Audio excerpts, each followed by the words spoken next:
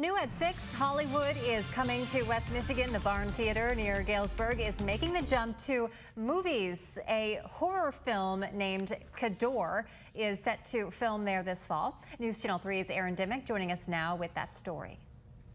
Right now, the stage of the Barn Theater is set for a production of Tarzan, but in just a month's time, it will be the centerpiece of a major Hollywood movie.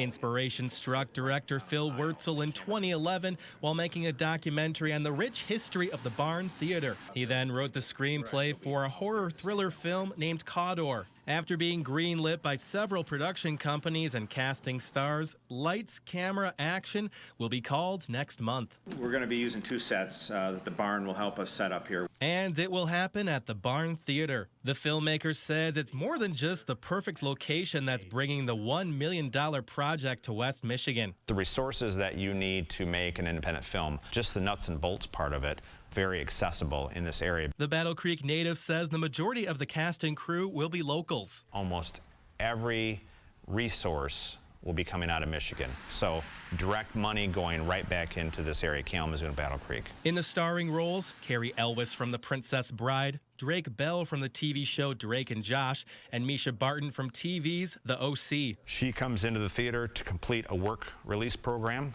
and while she is here, things start happening. Like any good horror movie, it gets worse, and it gets worse until the end when the ghost, the spirit that is in this theater, her and him collide at the end. The spooky feature will be filming here for 4 weeks with no rental fee. This is a joint effort. A project like this, even though it's a low indie budget movie, it's important to the area as well, because they will generate a lot of stuff for the crew and the cast. It's going to be a lot of fun.